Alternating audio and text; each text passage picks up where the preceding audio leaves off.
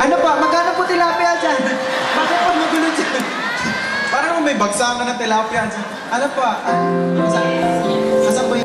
Abisay mo, ato tigasan din mo. Tingin diri mo. Hindi naman makabayo. Dali.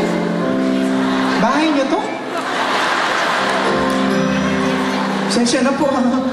Pahiram ko muna. Dalawa ka lang. Ay, may mga baby. Hi, baby. Hello, welcome to McDonald's. Parang feeling ko daming in love. Papasambat, maghihiwalay din kayo. Ayoko na yung ma-in love, no? Hello, ilang beses na ako. Siguro alam niyo naman siguro yung nangyari sa akin. Napanood niyo na lahat yun, pero isang beses natutuwa ka dahil naalala ko lang siya. Si Jimmy. Na-miss ko siya kasi sa lahat ng mga naging boyfriend ko, parang siya yung... Siya kasi yung pinakabata eh. Kaso nga lang, hindi kami nagtagal at ayoko rin kasi sobrang bata pa siya. 16 years old lang siya. Maporma eh. Mahilig lang magpunta ng mall, tapos naka-hip-hop, gano'n. Pati ako pinag-hip-hop din. Mga kamenta nga, pumapasok kami ng mall, nag-creek walk kami. Minsan pinagbubunet niya pa ako. Kaya yun, minsan nakakapasok lang sa mall siya. Akala siguro hold-upper ako. Kaya hiniwalayan ko, kaya ayoko na. Buti nakilala ko si Michael. Ay. Si Michael yung nakakatuwang karelasyon kasi parang he's matured enough para sa isang relasyon. Nang nakilala ko siya, 20 years old lang siya, ganun. Naalala ko nga nung malapit na siya mag-debut, na actually nag-debut niya. Sinurpresa ko siya. Nagluto ako ng marami sa house para dalhin ko sa bahay nila. Ayun, dami kong naluto. Tapos dinala ko sa bahay nila. Pagdating ko, wala sila lahat. Outing pala nila. Makapunta ka sa labas ng bahay. Pag uwi nga nila nung hapon, busog na ako. Taba ko na nga. Makain ko na lahat. Pero, nag-sorry naman siya sa akin. Ganun. Bilang kabayaran, alam mo yon yung pinasyal niya akong kinabukasan. Alam niyo ba yung Baywalk?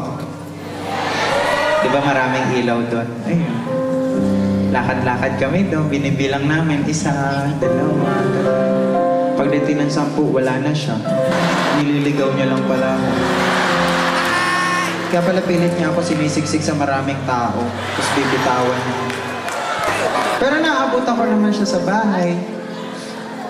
Sabi ko, bakit mo ko iniwan doon? Kala daw niya nakikipaglaro ako ng taguan pong. Bakit naman nun ipopong ko siya sa bahay, sisave ko siya sa Baywalk. Pero, natutuwa ka din kay Michael. Alam din kasi sa akin.